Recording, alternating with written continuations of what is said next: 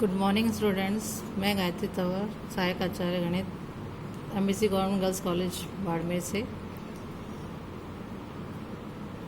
सबसे पहले हम बीएससी पार्ट 3 के टॉपिक का पेपर जो है dynamics of a rigid body and hydrostatics में हाइड्रोस्टैटिक्स वाला पार्ट को पहले ले रहे हैं। इसमें हम सबसे पहला टॉपिक स्टार्ट करेंगे, फ्लूइड एंड फ्लूइड प्रेशर।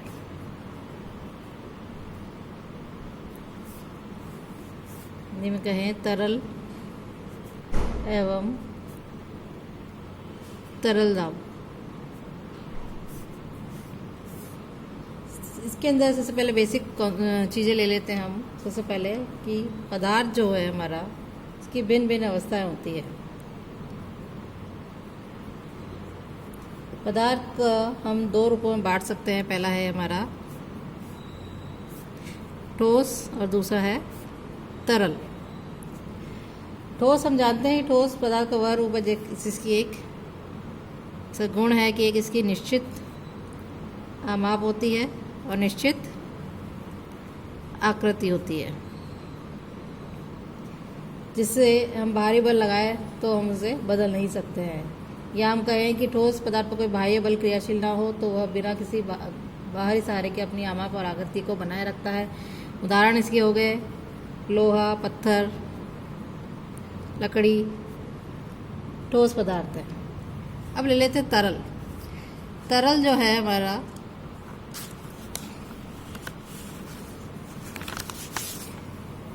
तरल पदार्थ का वह रूप है जिसकी कोई निश्चित आकृति नहीं होती। निश्चित आकृति नहीं होती है। द्रव पदार्थ में बहने की क्षमता होती है, तो इसे अपनी आकृति बनाए रखने के लिए भारी सहारे की आवश्यकता होती है। जैसे हमने मान लिया उदाहरण है इसका तेल, पानी। इसमें इट मीन जिस भी बर्तन में डालो उसका रूप यह ग्रहण कर लेता है। अब पुनः हम तरल को दो पार्ट्स में बांट सकते हैं। एक है हमारे द्रव, दूसरा है गैस। द्रव एक ऐसा तरल पदार्थ है जिसकी एक निश्चित आमाप होती है। आमाप निश्चित होती है परंतु इसका निश्चित आकृति नहीं होती।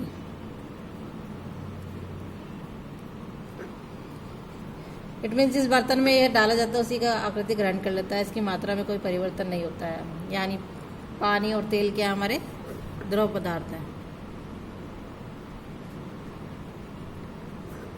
द्रव पदार्थ एक इसका गुण होता है कि यह असंपीड्य होता है।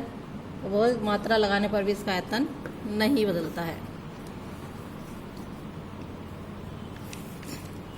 अब है गैस। गैस एक ऐसा तरल पदार्थ है, ना तो कोई निश्चित आकृति होती है इसका और ना ही कोई निश्चित आमाप होता है। निश्चित आकृति व निश्चित आमाप नहीं होता है और यह एक संपीड्य पदार्थ है। इसका गुण है कि यह एक संपीड्य पदार्थ है। इसे जिस बर्तन में डाला जाए उसकी आकृति और आयतन ग्रहण कर लेता है। उदाहरण के लिए वायु, धुआं, जिस बर्तन में डाला जाए उसी की आकृति ग्रहण कर लेता है। वायु और धुआं इसका एग्जाम्पल है। अब जो तरल है हमारा, ये दो प्रकार के होते हैं।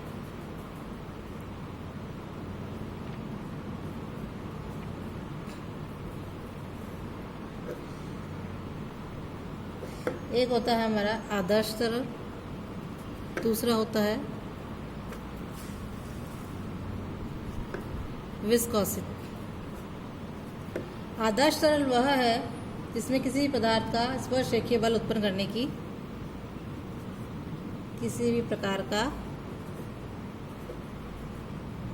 स्पर्श रेखीय बल उत्पन्न करने की क्षमता नहीं होती है।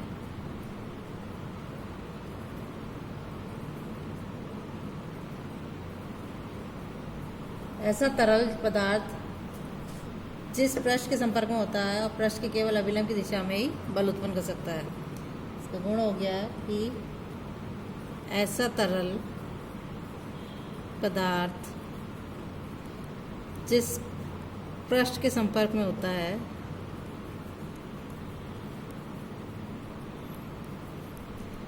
उस पृष्ठ के अभिलंब की दिशा में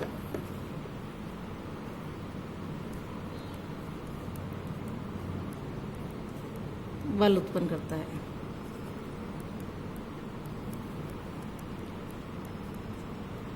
दूसरा है हमारा विस्कोसी। आदर्श जो है तरल हमारा, कोई प्रकृति में कोई भी वास्तविक तरल पदार्थ पूर्णतः आदर्श तरल नहीं होता है। कोई भी तरल पदार्थ मतलब ऐसा नहीं होता है जो कि स्पर्श के बल उत्पन्न करने की क्षमता नहीं रखता हो। परंतु जब भी हम इस सिलेबस में बात करेंगे, हम इस थर्ड ईयर के सिलेबस में, इसमें हम आदर्श तरल की ही चर्चा करेंगे। पानी भी आदर्श तरल नहीं होता है, क्योंकि यदि हम किसी प्याले में पानी को घूमता हुआ छोड़ दें तो थोड़ी देर बाद वह रुक जाता है। यदि पानी में स्पर्श के बल उत्पन्न करने की क्षमता नहीं होती तो वह प्याले में घूमता ही रहता और कभी रुकता ही नहीं। दूसरा है हमारा विस्कोसी फ्लूइड। विस्कोसी तरल वह पदार्थ होता है,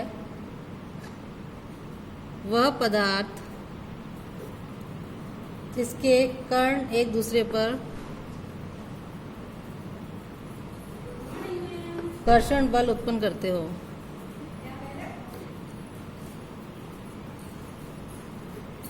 तथा इसमें गतिमान किसी पिंड पर तरल के कण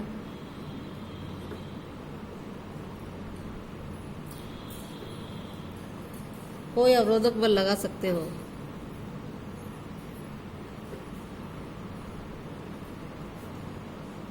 ये हमारा कहलाता है विस्कोसी फ्लूइड। इन तरल पदार्थ का वह गुण इसके कारण अवरोधक बल उत्पन्न होता है, विस्कोसिटी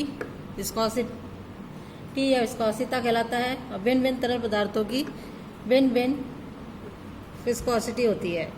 जैसे उदाहरण के लिए हम ले लें, एक तिल्ली का तेल है, एक बर्तन से दूसरे बर्तन में डालना चाहे तो हम आसानी से डाल सकते हैं, और यदि हम शहद को एक बर्तन से दूसरे बर्तन में डालना चाहे तो हमें उसका कुछ समय लगेगा, और शहद की विस्कोसिटी तेल की विस्कोसिटी से ज़्यादा होती है। तो ये तो था हमारा तरल के प्रकार, आदर्श तरल और विस्कोसी तरल, जिसमें हम आदर्श तरल के बारे में चर्चा करेंगे। अब है हमारा कि हाइड्रोस्टैटिक्स यानी द्रव स्थिति विज्ञान या द्रव स्थितिकी कहें, या इंग्लिश में कहें हाइड्रोस्टैटिक्स, क्या होती है। डेफिनेशन इसकी कि द्रव स्थिति विज्ञान गणित शास्त्र की वह शाखा है जिसके अंतर्गत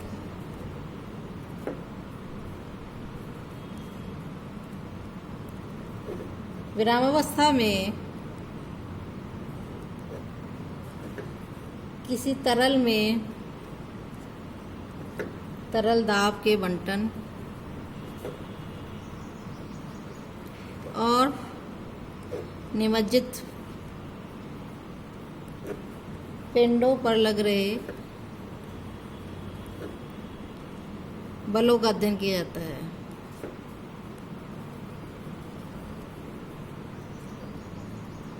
ये हमारी कहलाती है द्रव स्थिति विज्ञान या द्रव स्थितिकी। अब अगला हम पढ़ेंगे कि हमारा तरल दाब जो है वो क्या होता है।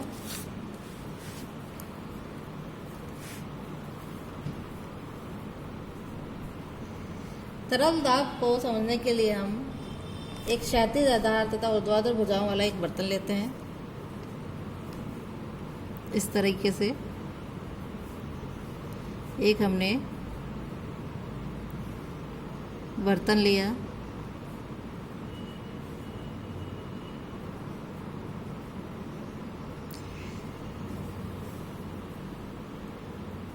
इसमें हमने कोई एक तरल पदार्थ भर दिया। मान लीजिए इसमें कोई तरल पदार्थ भरा हुआ है। अब इसकी ऊर्ध्वाधर भुजा, ये जो ऊर्ध्वाधर भुजा है, इसमें हमने क्या किया, एक छोटा सा छेद कर दिया और इसको एक प्लेट से ढक दिया।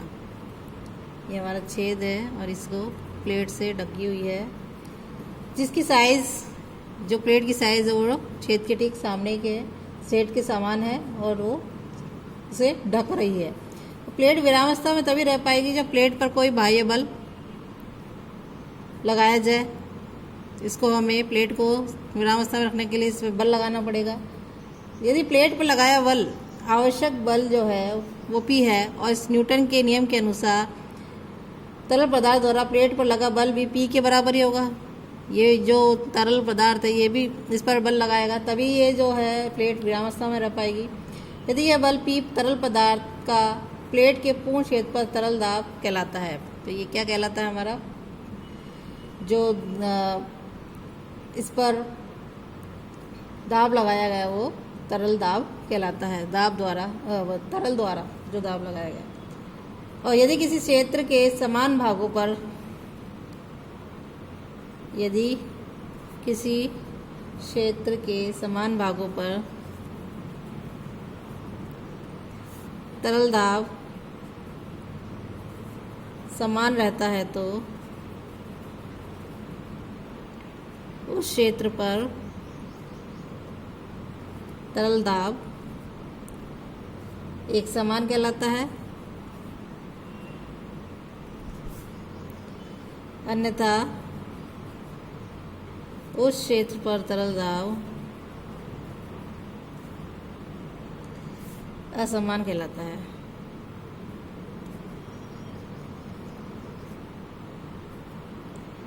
और यदि किसी समतल क्षेत्र A पर एक समान तरल दाब P हो तो उस क्षेत्र पर औसत दाब कहें या माध्य दाब कहें, वो डिनोट होगा P/A से।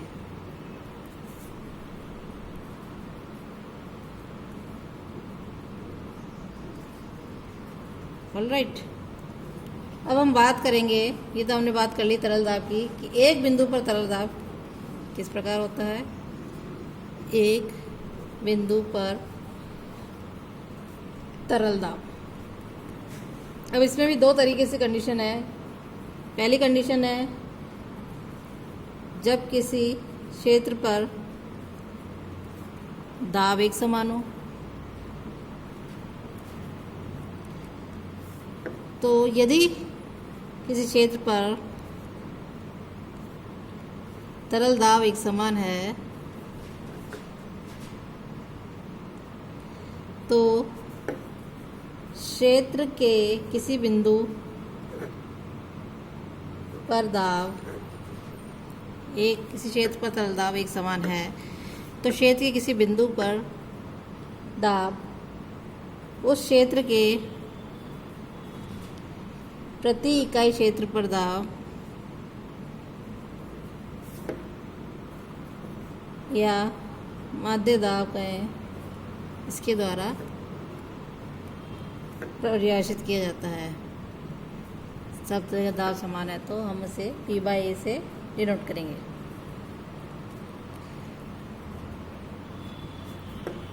अतः यदि हमारा P एक समतल क्षेत्र A पर एक समान तरल दाब है तो उस क्षेत्र के किसी बिंदु पर तरल दाब P/A होगा। ऑलराइट, अब नेक्स्ट है जब किसी क्षेत्र पर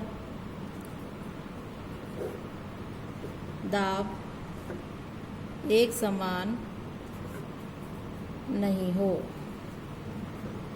इस कंडीशन में क्या करेंगे कि यदि किसी क्षेत्र पर तरल दाब एक समान नहीं है तो क्षेत्र के किसी बिंदु पर दाब उस बिंदु को घेरने वाले लघु क्षेत्र के माध्य दाब की सीमा द्वारा परिभाषित किया जाता है।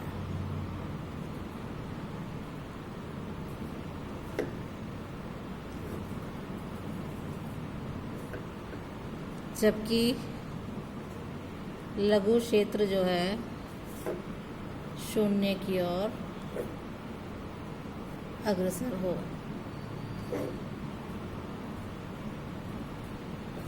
अब यदि दिए हुए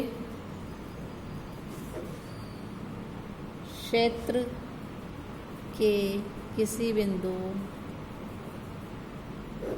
D को घेरने वाले लघु क्षेत्र डेल A पर तरल दाब डेल P हो तो हमारे पास हो जाएगा, तो बिंदु B पर दाब हो जाएगा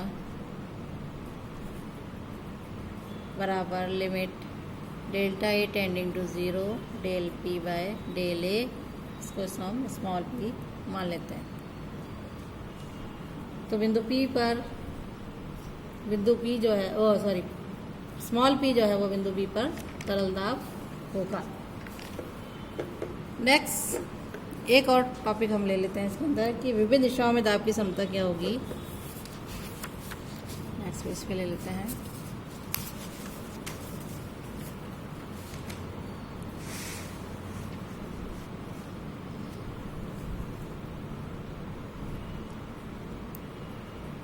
विभिन्न दिशाओं में दाब की समता, equality of pressure in different directions.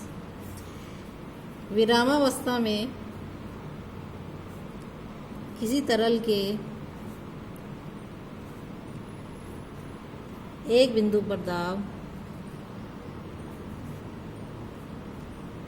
सभी दिशाओं में समान होता है।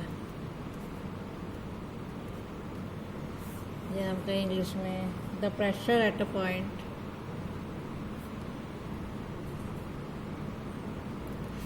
ऑफ फ्लड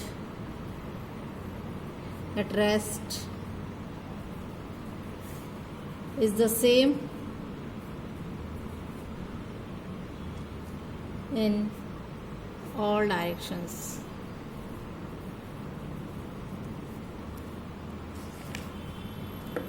इसके लिए हम मान लेते हैं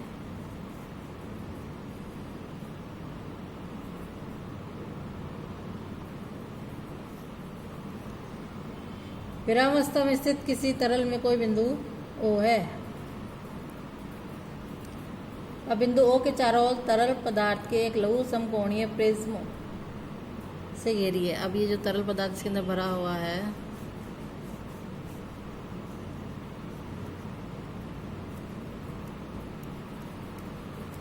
इसमें हमने एक लघु, इसमें बिंदु O है, इसमें हमने एक प्रिज्म की कल्पना करी।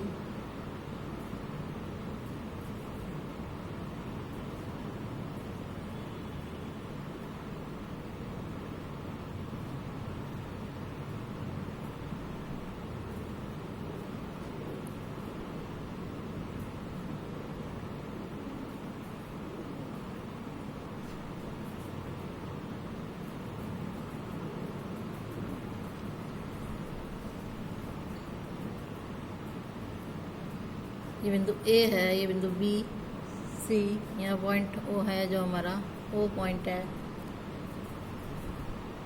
यहाँ हमने एंगल ले लिए, ये दोनों के बीच में थीटा एंगल है।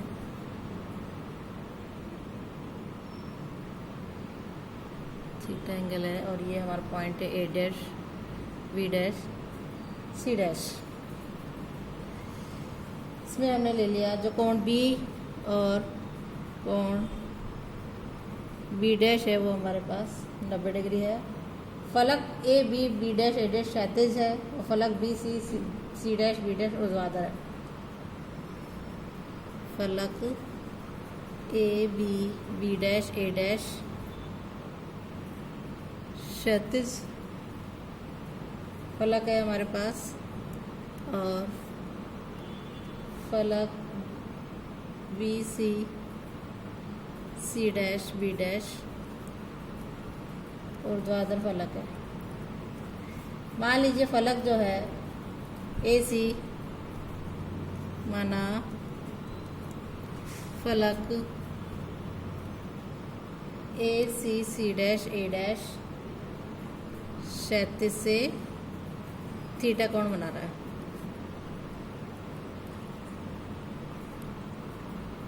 और मान लीजिए हमने जो हमारा आयतीय फलक है A B B dash A dash पर माध्य दाब बराबर P1 ले लिया। आयतीय फलक B C C dash B dash पर माध्य दाब P2 ले लिया, और ए सी सी डैश ए डैश पर माध्य दाब P3 ले लिया। पुनः बिंदु प्रिज्म बिंदु O में संकुचित होता है, तो मान लीजिए O पर फलकों का अभिलंब दिशाओं में दाब, अब इस अभिलंब दिशाओं में दाब मान लिया हमने, ये स्मॉल p1 है, स्मॉल p2 है, और ये हमारे पास p3 है। अब मान लीजिए प्रिज्म की लंबाई जो है, माना प्रिज्म की फलकों के अभिलंब दिशाओं में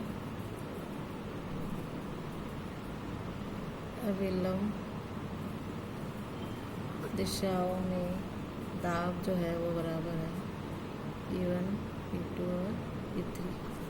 प्रिज्म की जो लंबाई है हमने मान लीजिए L, तरल पदार्थ का घनत्व जो है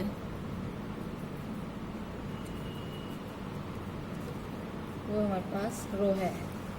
प्रत्येक फलक पर दाब के एकल बल के तुल्य लिखेंगे, तो जो फलक है हमारा A B B dash A dash पर जो दाब है वो हो जाएगा P1 A B dot L. फलक B C C dash B dash पर दाब जो है वो हो जाएगा P2 B C dot L, और फलक ए सी सी डैश ए डैश पर दाब जो है वो हमारे पास आ जाएगा P3 A C dot L. पुनः प्रिज्म का भार ले लेंगे,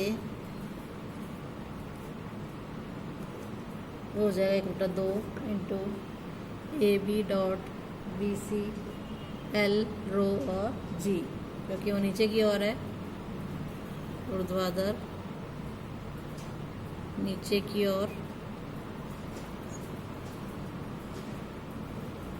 अब तरल जो है वो विरामावस्था में है, तरल विरामावस्था में है,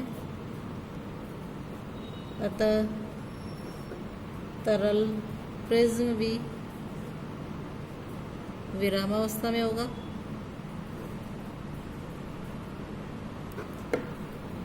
फलतः इस पर क्रियाशील बलों के किसी भी दिशा में वियोजित भागों का बीजीय योग जो 0 होगा। फलतः इस पर क्रियाशील बलों के किसी भी दिशा में वियोजित भागों का बीजीय योग 0 होगा। अब प्रिज्म पर क्रियाशील बलों को क्षैतिज दिशा में वियोजित किया हमने, तब हमारे पास आ जाएगा P2 BC dot L minus में आ जाएगा P3 का कंपोनेंट लेंगे तो हो जाएगा AC dot L cos 90 minus theta is equals to 0 हो जाएगा। ये हो जाएगा P2 BC is equals to P3 AC sine theta.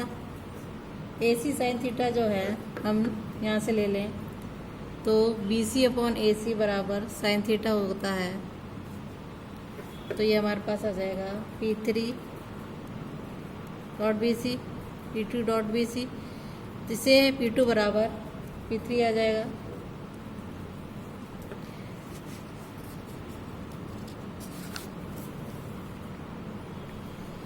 अब जो है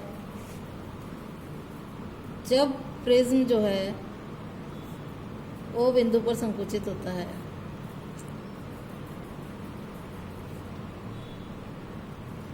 तब हमारे पास कैपिटल P2 स्मॉल P2 की ओर टेंड करेगा और कैपिटल P3 स्मॉल P3 की ओर टेंड करेगा।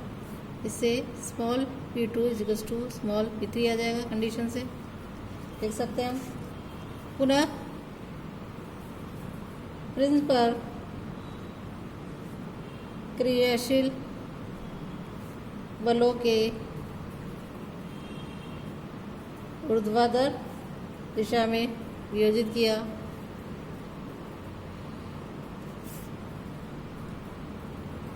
तो ऊर्ध्वाधर दिशा में हमारे पास आ जाएगा P1 AB dot L minus P3 AC dot L cos theta minus half of prism वाला ले लेंगे।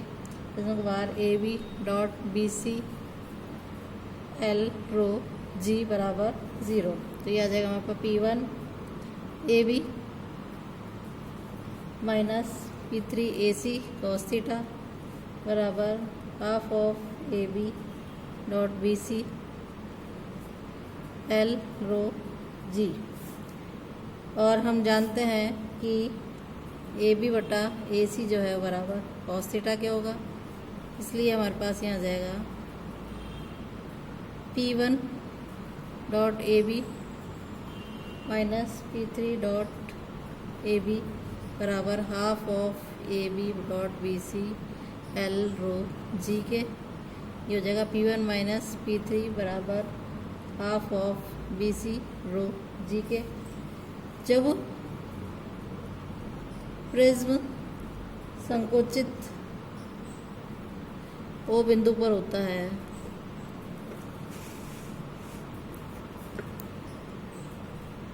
तब P1 tends to small P1, P3 tends to small P3 और जो BC है वो टेंड टू 0 हो जाएगा। तब हमारे पास बचेगा small P1 minus small P3 बराबर 0 हो जाएगा। इससे हमारे पास P1 is equals to P3 आ जाएगा और ऊपर हमारे पास आया था P2 is equals to P3। दोनों को हम इक्वल कर देंगे, इसको 2 ले लिया, इसको 1 ले लिया, तब हमारे पास 1 व 2 से हो जाएंगे। 1 व 2 से small P1 equal to small P2 equal to small P3, यानी हम कह सकते हैं कि अतः O बिंदु पर सभी दिशाओं में तरल दाब समान है।